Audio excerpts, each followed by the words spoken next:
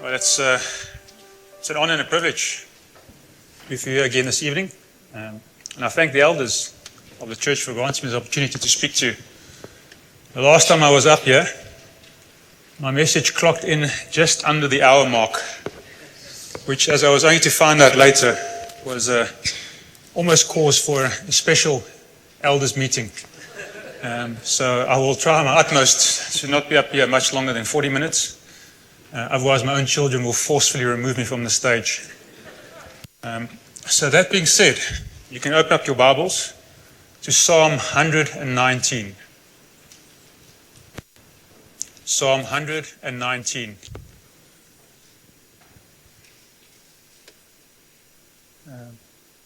I'm still on, eh? Yes.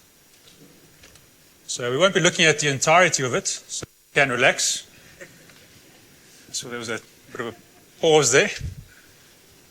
We'll only be looking at verse 73 to verse 80. So you can turn in your Bibles to that stanza, or that portion, in the meantime.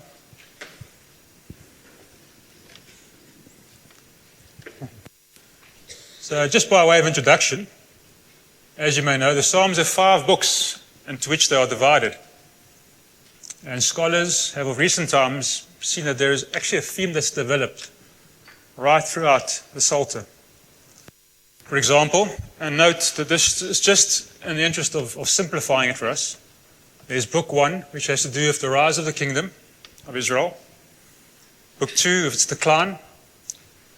Book 3 with the fall of the kingdom. Book 4 with the Israelites in exile. And book 5 with those returned, the restoration of the kingdom. And so the Psalms have largely, but not in every single instance necessarily, these common themes that unite them. And we also see that in the way in which the editors have compiled them. That's very similar to the way that our psalters or hymnals or hymn books have been put together, right? Our hymn books have got a purpose and a plan if you look at them. You'll notice that they are divided into themes. I don't think we actually have any copies left at church at the moment for you to browse through, but trust me on this. Most of them are actually sitting at our house since we use them at our weekly Bible study. And I believe we're not alone in this. I think the Tempies are also hogging a few at their home as well, and for the same reason. But yes, the Psalms have a discernible theme, and the Psalms 119 finds itself in book 5 and the restoration of the kingdom. The Israelites are back in the kingdom, and some scholars say that the Psalms they are actually Psalms within the Psalms, possibly a collection of little Psalms, all extolling the word of God and the place thereof in the law amongst the people of God. Especially in the history of Israel and in the light of their exile, highlighting their unfaithfulness to the law of God. Now, they're restored and they're extolling the law so that it will encourage the Israelites to meditate upon God's word and to so be conformed in a manner that hadn't been as a result of the exile. So that's where Psalm 119 finds itself in the greater scheme of things. Obviously, the underlying theme of the entire Psalms is the Messianic kingdom. And you see this in Psalms 1 and 2, and then also climaxing in the Thanksgiving Psalms towards the end of the book. It all has a theme of the Messianic kingdom, the kingdom of God itself, which is structured in such a way that it points towards its coming, as well as in the hope of the Messiah that's going to come and rule and reign, who we, of course, know to be Lord Jesus Christ himself. So we find ourselves here in Psalm 119, and we'll read verses 73 to 80 and hear the word of the Lord. Your hands have made and fashioned me. Give me understanding that I may learn your commandments. Those who fear you shall see me and rejoice, because I have hoped in your word. I know, Lord, that your rules are righteous, and that in faithfulness you have inflicted me. Let your steadfast love comfort me, according to your promise to your servant. Let your mercy come to me, that I may live, for your law is my delight. Let the insolent be put to shame, because they have wronged me with falsehood.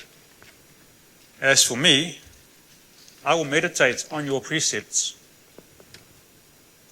Let those who fear you turn to me, that they may know your testimonies. May my heart be blameless in your statutes, that I may not be put to shame. Let's pray.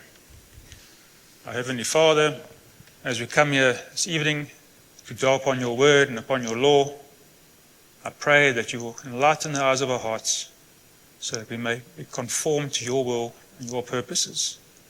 In Christ's name we pray. Amen.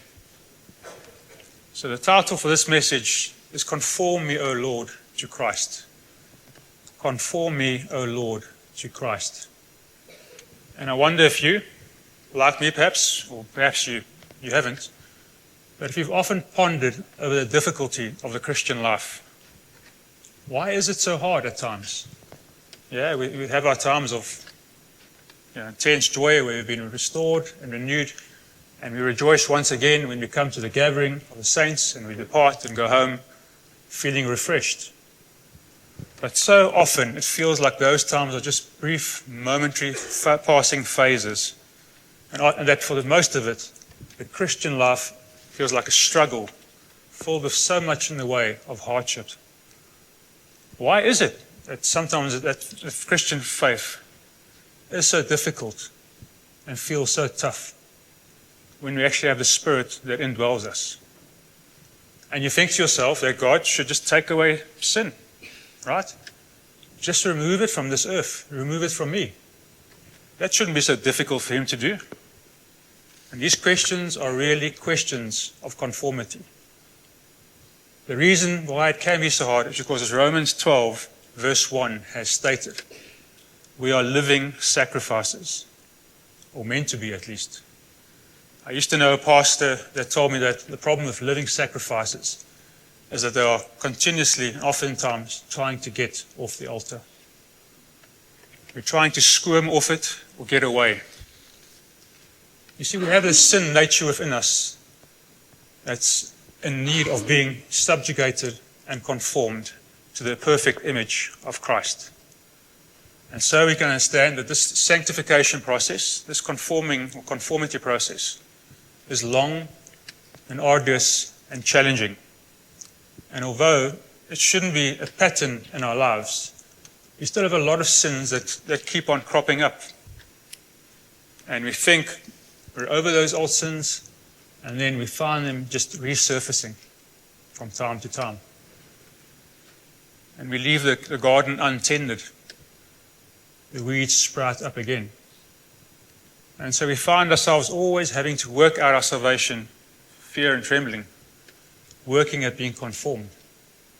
But we read in the scriptures that the ongoing Christian life is being conformed to the image of Christ.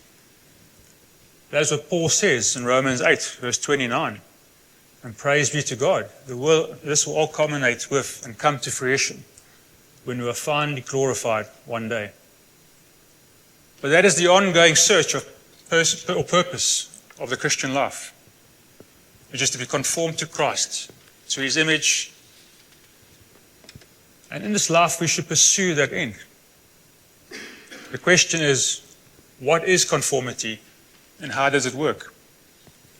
In Psalm 119, verses 73 to 80, here in this passage that we just read, is a prayer asking to be conformed to the image of Christ.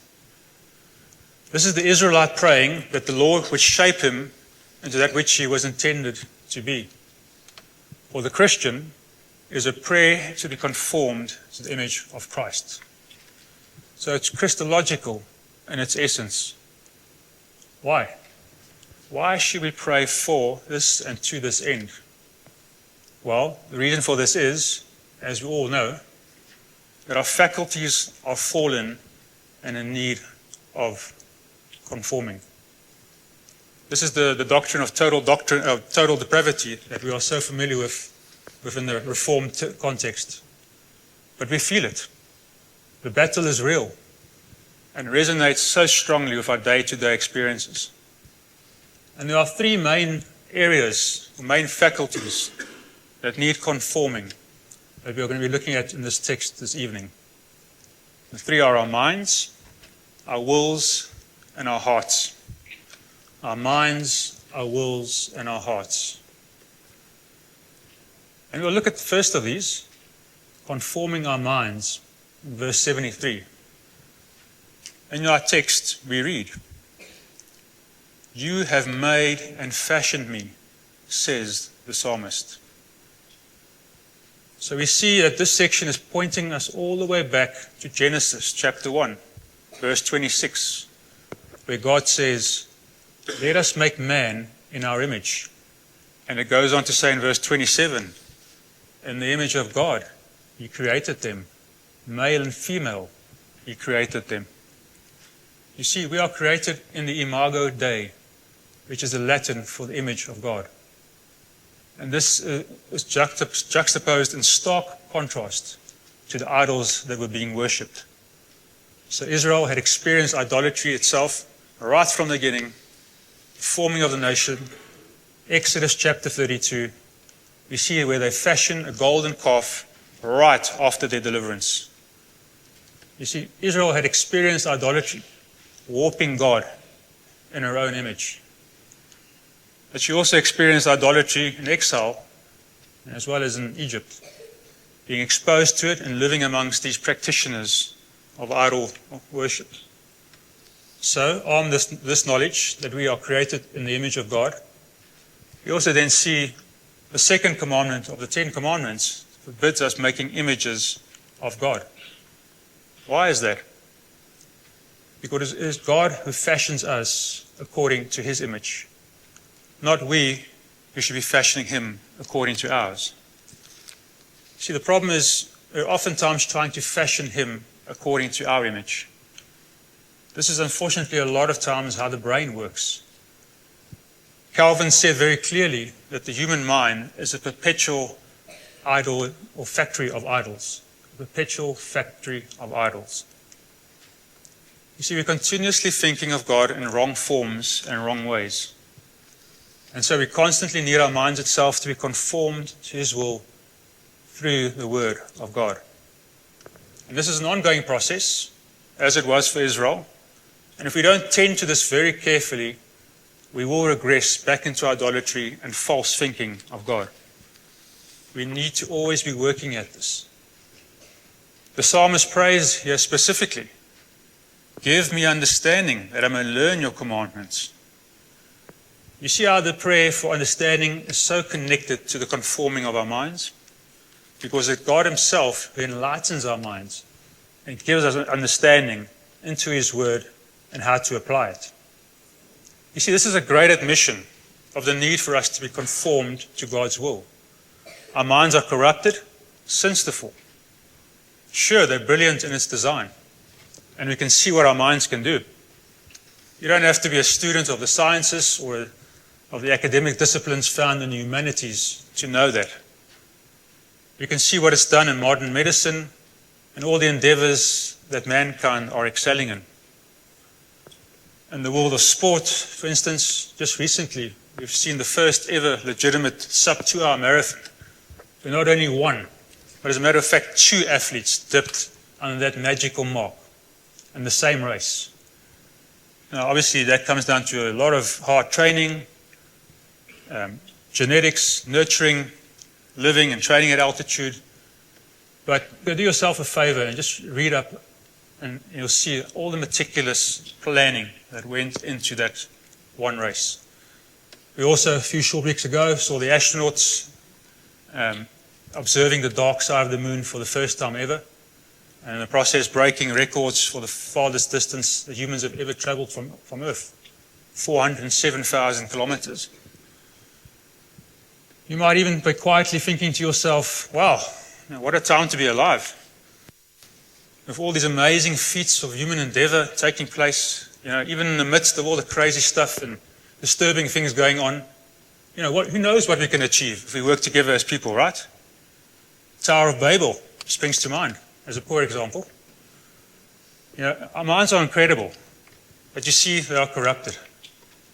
And corrupted beings will more often than not seek to move away from being conformed to the image of God and seek to conform God to their imagination. Bring him down to their level. Remodel him according to their whims and desires and according to their own opinions. And so we as believers look around at us, at this world in which we live. We observe things and can plainly see that we are existing in a climate, even just in a country like South Africa in the 21st century, which is full of ideas and images that distort the very nature of God and draw attention away from him to serve things that are not him. Wherever you look, entities are constantly at odds with each other in this world. There's this ongoing push and pull dichotomy, this tension raging all around us. Jason Smith is a prominent theologian amongst evangelicals and an influential philosophy professor at Calvin University in the US. I won't go as far as endorsing his entire life's work, but he did say an interesting thing a few short years ago. He popularly stated that we have constantly been living in a world of liturgies or rituals. Everywhere you go in the secular world, there are these worldly liturgies or cultural rituals that are trying to fashion you and conform you to a particular image. Whether it's the public schooling system, university, or the mall, or the workplace, not forgetting social media, of course, you'll find that the powers and principalities of this present age are always trying to shape you according to the pattern of this world, which Paul says you should not be like, but be transformed and renewed in your mind so that you are fashioned and conformed to the image of Christ. So it begins here, the battlefield of the mind.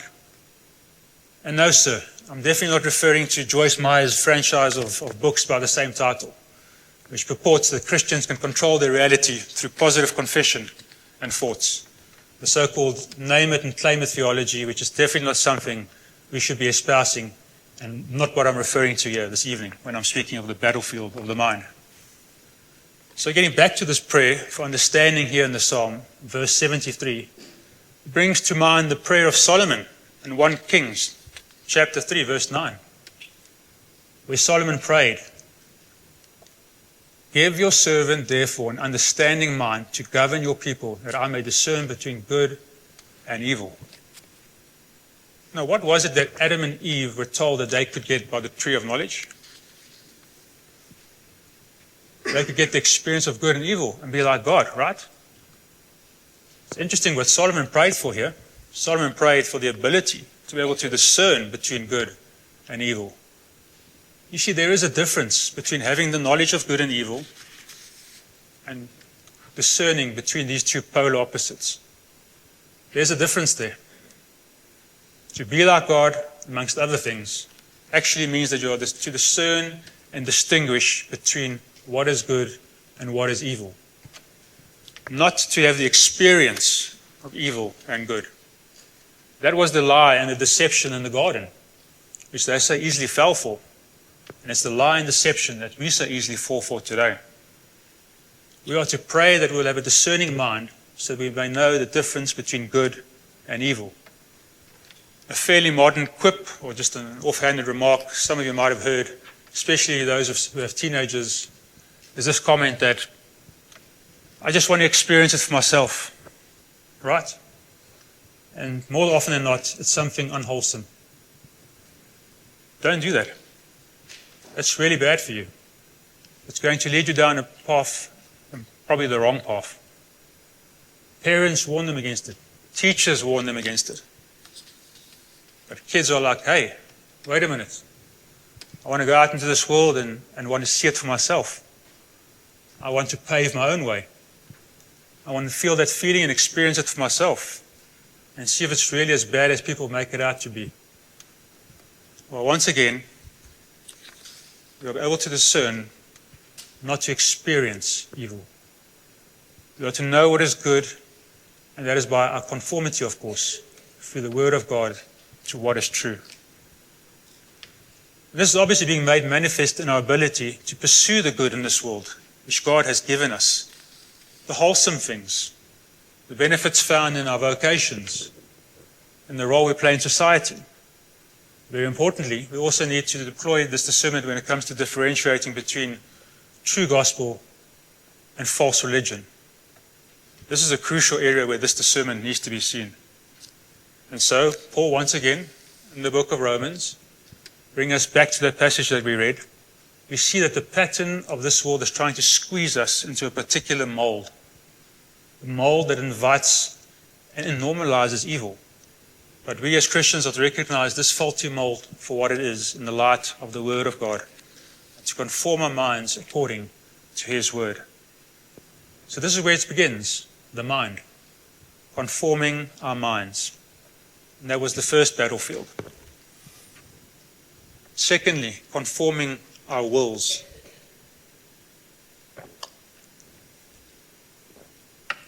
We're going to spend a bit of time here, verses 74 to 79. The bulk of the actual psalm, or this stanza, portion of the psalm, conforming our wills. This is a key element because, like it or not, we're not just mere thinking beings. We are moral beings. By the way, you'll notice that there's a significant overlap between the first and second battlefield. The often repeated cliche that if you just provide people with education, they will automatically be able to know what is good and better themselves is, of course, a fallacy. Education in itself does not actually or necessarily change the morality of a person. Some of the most educated people in history have been some of the vilest, most despicable people ever to have lived. Think of the Russian leader, Joseph Vissarionovich Stalin, for example. Very educated man. He had a voracious appetite for reading, sometimes reading up to 500 pages a day of whatever he was busy with. And he amassed a personal library of approximately 20 to 25,000 books. Yet, under Uncle Joe's brutal regime, an estimated 20 million or more people died. He's just one example. What about serial killer Ted Bundy? University educated. He had an estimated IQ of 136, placing him in the top 2% of the population. So this just goes to illustrate that some of the worst people in history are often the most educated, seemingly. So, although this is not an argument against education at all, we see that it isn't necessarily this magic bullet, and it does not necessarily change the way in which we live our lives. It does not make a moral person of you. At the very least, it has the capacity to transform you into a really clever fool.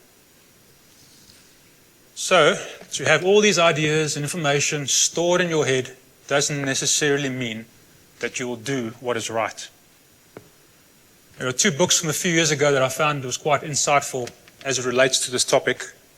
One is by G.K. Beale.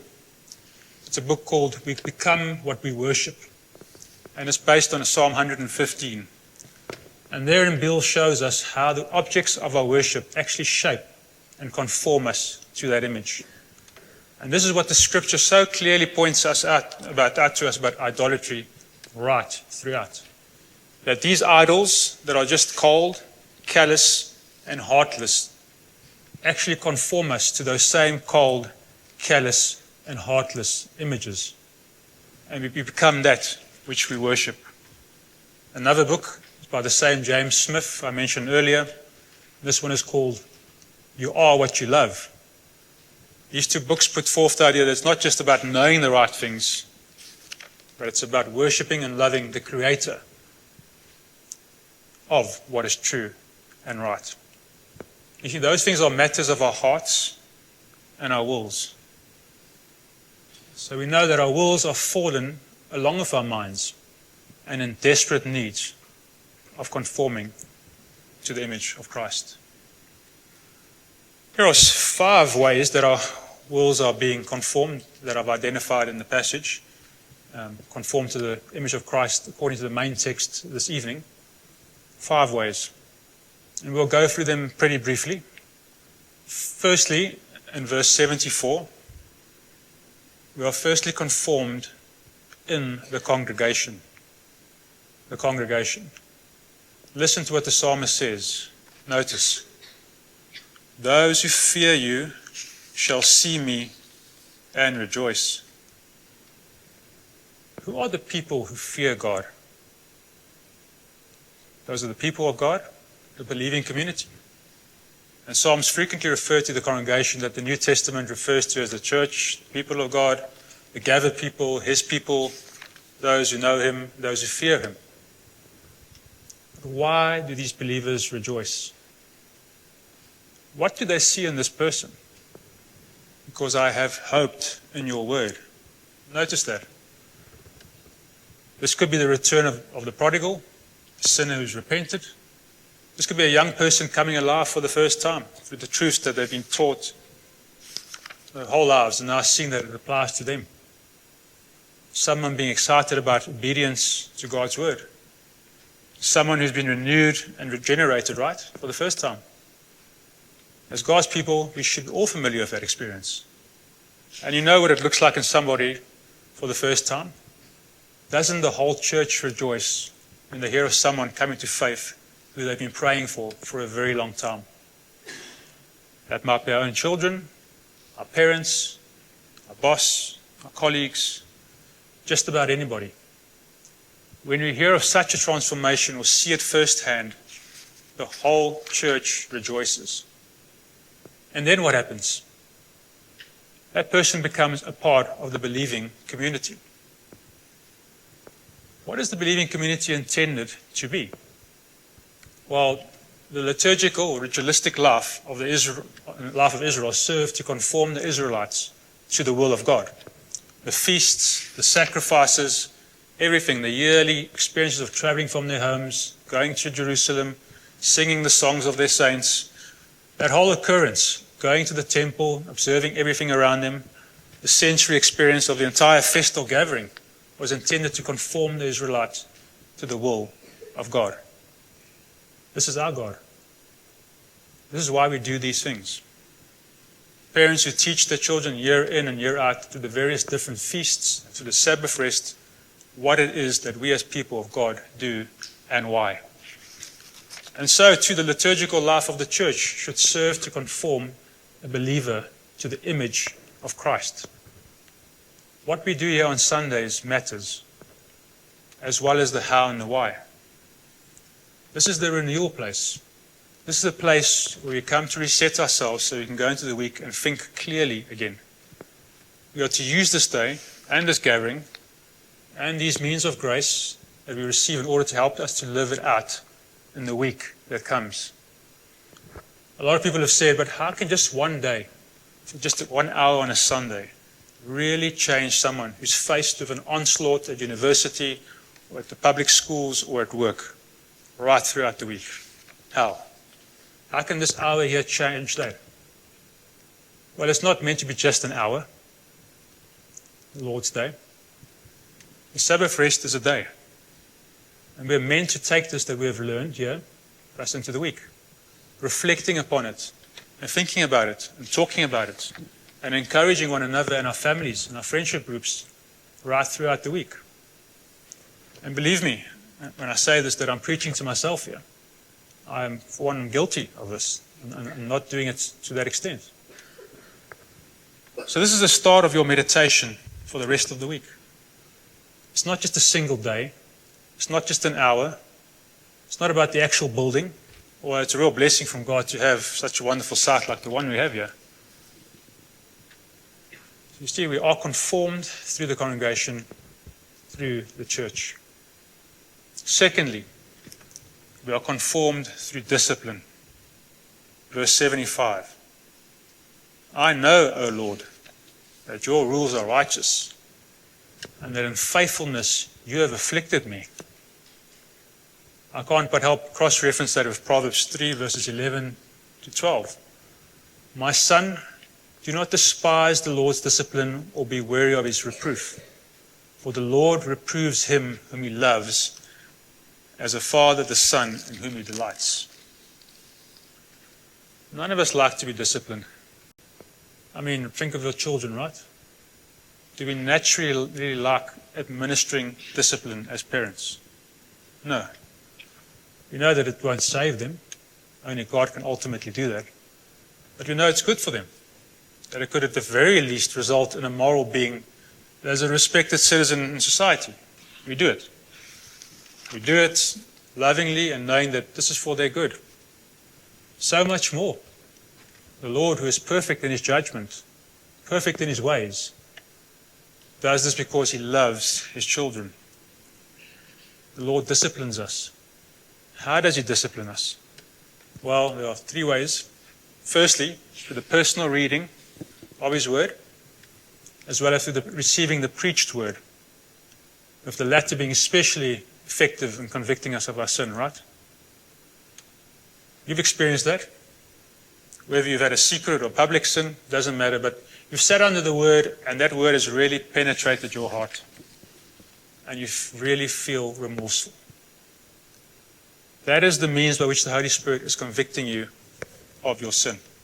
That's discipline.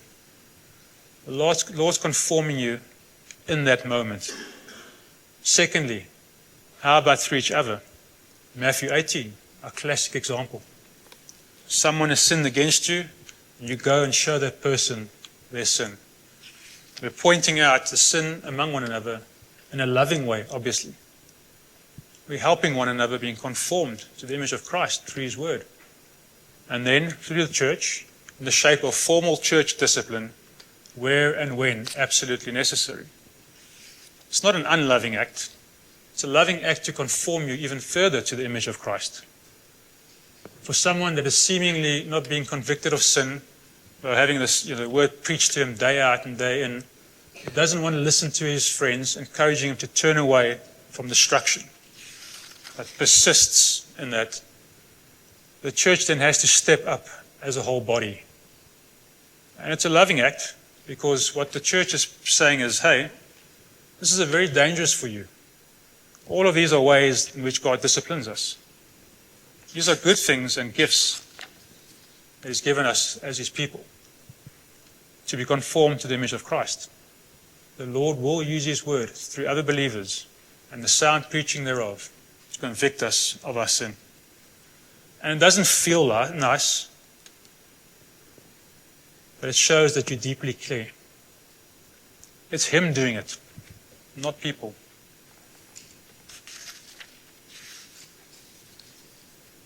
Thirdly, conformed through comfort.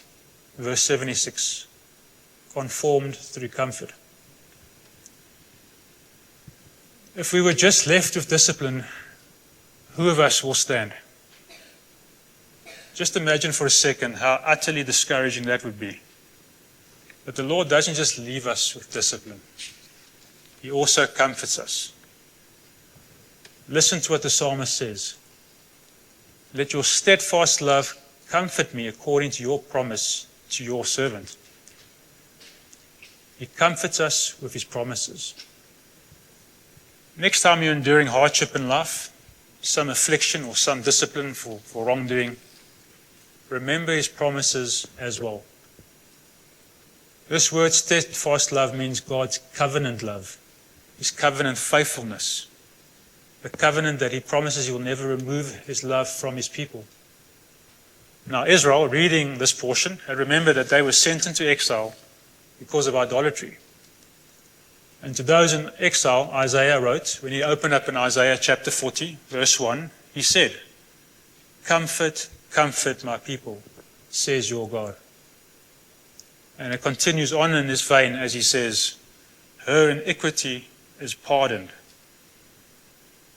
You see, the exile is about to come to an end, but he begins with a word of comfort.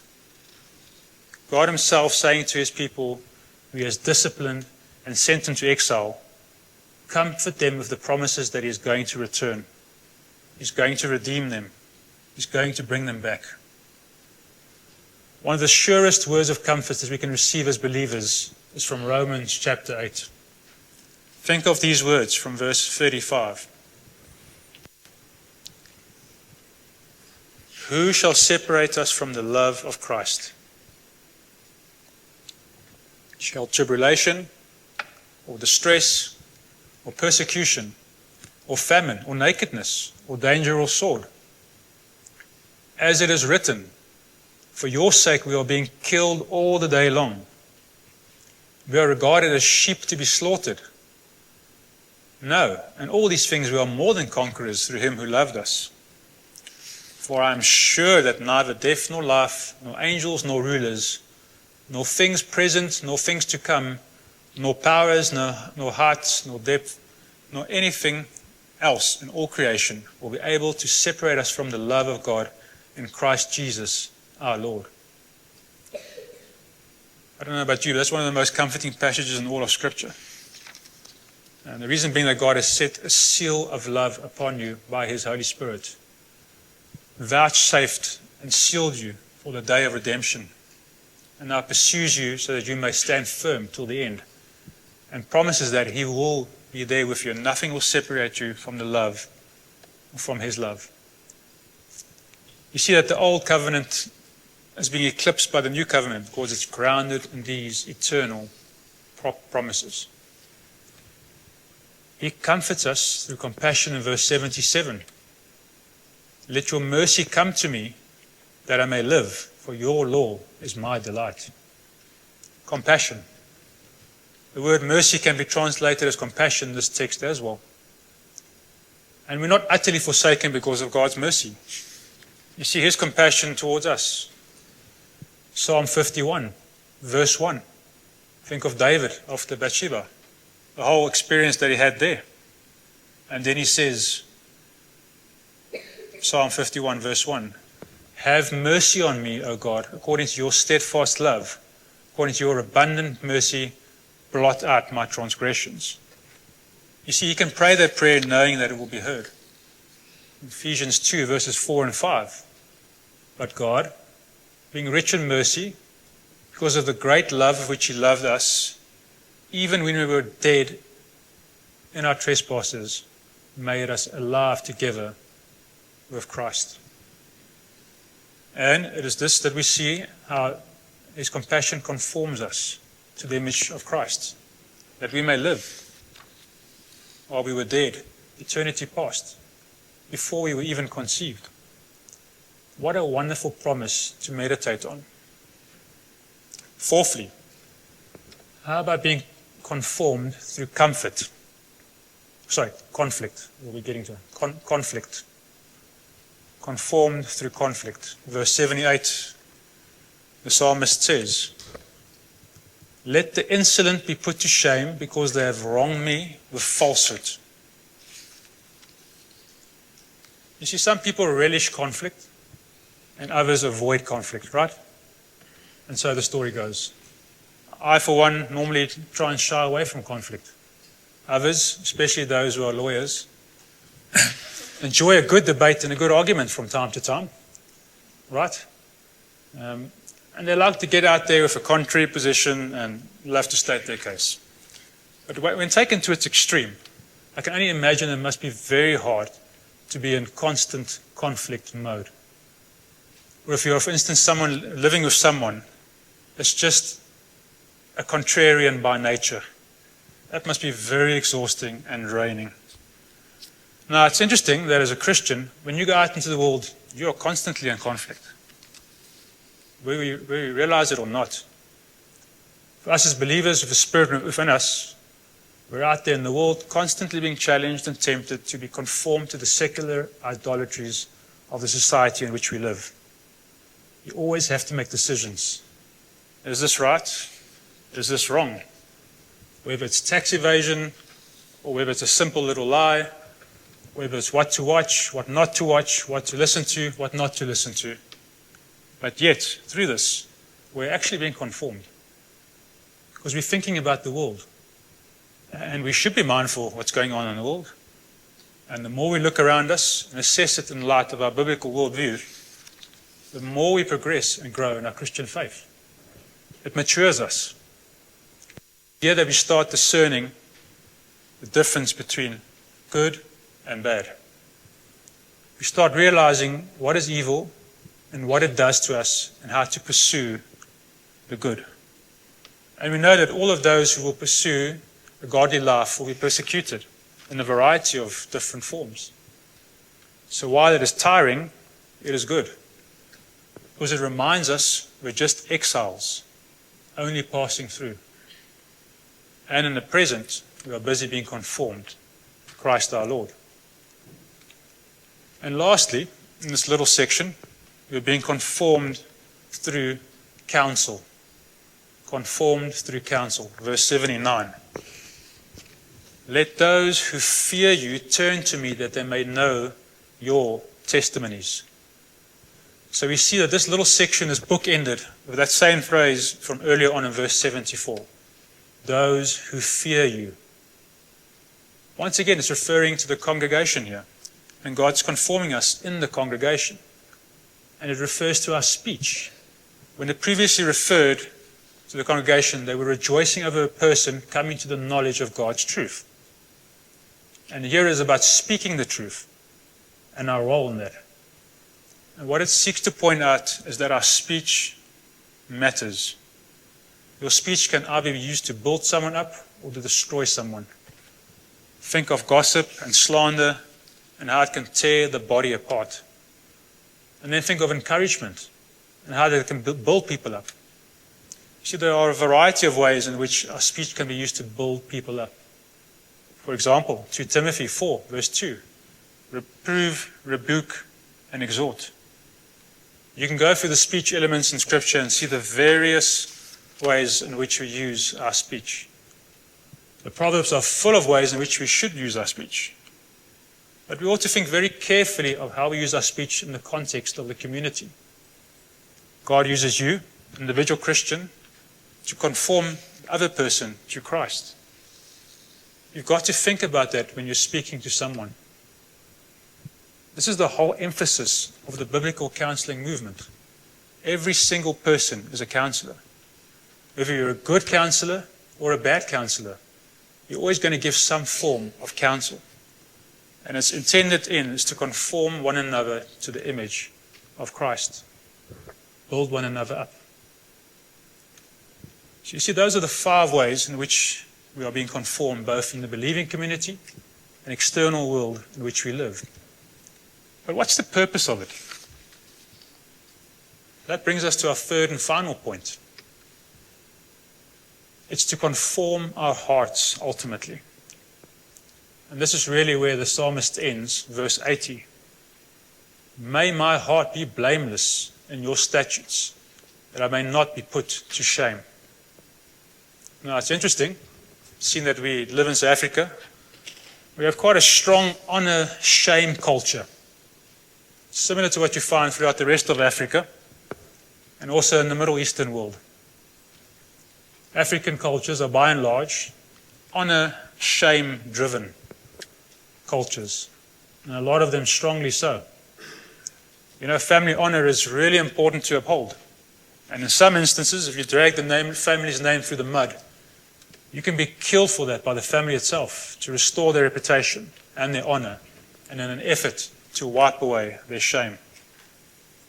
We're probably a bit sheltered from this kind of mindset, living in suburbia behind our white picket fences. But at our lives, and at our levels, that is, there's definitely an element of shame and honor that we actually understand. No one wants to be put to shame in public. Right? We have this little phrase, saving face. Everyone wants to save face. Very few people love or like to lose it. That's for sure. And so sometimes in order to save face, when we are transfixed by the fear of man, we might not always be standing up for our Christian principles in the workplace or amongst our friends as we ought to. Teenagers might want to save face and sometimes get tempted into some kind of act or sin that their group of peers is doing. We want to save face in the public square and not raise our voice and our opinions when we disagree with the modern movements and trends that are happening politically. But the most important place to want to save face is the return of Christ. You don't want to be put to shame when Jesus returns. When he says, I never knew you. And so here it is that the psalmist is saying, may my heart be blameless in your statutes, that I may not be put to shame. He understands that eschatological paradigm very clearly.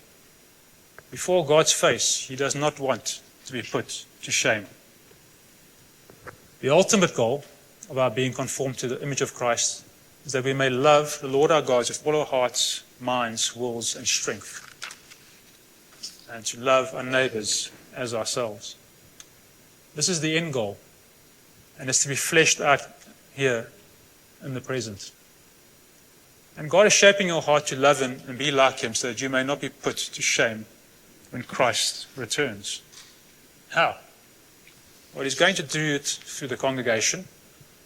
He's doing it through discipline, and He's doing it through one another's counsel. All of His instruments that He's using feel so arduous and hard. But yet, when we visited the congregation of the righteous once again, like this evening, you should hopefully go away encouraged, built up. This is why it's good for us to gather. And this is why it's good for us to just not leave the gathering here, but take it with us into the week. Take it with you to your families. And I know how crazy it can be. Those with children, you get home and it's the next thing, so on and so forth. And before you know it, you passed out on the sofa just after the kids are done. But how about cultivating a habit of talking about the sermon on your way home if there's no best place to do it because home is just too chaotic? Or encouraging someone who's downcast. That might even be your spouse. Perhaps asking each other, how were you encouraged by this morning's message? How about if we just take with us every day, just a little piece of what we've learned, and say that this week I'm going to be intentional and I'm going to think about this every morning, every day. All of a sudden you might find your burdens are lifted when you enter into that rhythm. Because we're not allowing the weeds to take root and choke the joy out of our lives. And neither are we then allowing the world to conform us to its pattern. All of a sudden we're starting to find more time for prayer and experience an increased desire for reading God's Word and thinking about the things that are good and right and beautiful and distinguishing them from those things that are evil and destructive. God in His wisdom knows what we need and what is good for us as His people. So in concluding, I want to exhort you this evening. God's Word is the primary means that God uses by His Spirit through His Word to sanctify us. What we do on Sundays matters, whether it's the AM or the PM service. And how we carry that momentum into the week matters. It is the continuing liturgy of the church. For those of us who practice this, I believe refreshing times are ahead. Let's pray. Father, we are grateful for your word, for the congregation of the righteous, for the exhortation that we have to continually meditate upon your word and upon your law. We thank you for it.